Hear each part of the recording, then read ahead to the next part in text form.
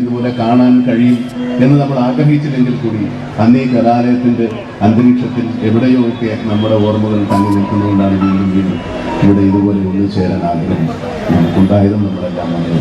കഴിഞ്ഞ പ്രാവശ്യം ഇതുപോലെ ഒരു സംരംഭം ഉണ്ടായിരിക്കും, വന്നു ചേരാൻ സാധിച്ചില്ല. ഈ വാക്കുകളോളം തന്നെ ഭംഗിയുണ്ട് മമ്മൂട്ടിയും മഹാരാജാസുമായുള്ള ഇഴയെടുപ്പത്തിന്. ആ ഊഷ്മള ബന്ധത്തിന് കാലം കാത്തുവെച്ചതാകാം സ്വന്തം കലാലയത്തിൽ ഒരു പാഠ്യവിഷയമായി മാറാനുള്ള അപൂർവ അവസരം. കോളേജിലെ 2ാം വർഷ ചരിത്ര വിദ്യാർത്ഥികൾക്കുള്ള സെൻസിംഗ് സെല്ലിലോയിഡ് മലയാള സിനിമയുടെ ചരിത്രം എന്ന പേപ്പറിലാണ് മമ്മൂട്ടിയുടെ ജീവിതം പാഠ്യവിഷയമാക്കിയിരിക്കുന്നത്. ഇതിലൊരു പ്രധാനപ്പെട്ട കാര്യം, അദ്ദേഹം ഇവിടെ പഠിച്ചിരുന്ന ഈ ക്യാമ്പസിന്റെ എല്ലാ ഉൾത്തുടിപ്പുകളും മനസ്സിലാക്കിയ ഒരു വ്യക്തി എന്ന നിലയ്ക്ക് തന്നെയാണ് അദ്ദേഹത്തെ ഈ തലമുറ കൂടുതൽ മനസ്സിലാക്കാൻ, സിലബസിലൂടെ മനസ്സിലാക്കാൻ വേണ്ടിയിട്ട് അദ്ദേഹത്തിന്റെ ജീവിതവും സിനിമാ മേഖലയിലുള്ള പ്രവർത്തനങ്ങളെല്ലാം തന്നെ നമുക്ക് പഠനവിഷയമാക്കുന്നതിനുമാണ് ഈ സിലബസ് ആഗ്രഹിക്കുന്നത്. മമ്മൂട്ടിയുടെ ജീവിതത്തോടൊപ്പം അദ്ദേഹം മലയാള സിനിമയ്ക്ക് നൽകിയ സംഭാവനകളും സിലബസിൽ ഉൾപ്പെടുത്തിയിട്ടുണ്ട്.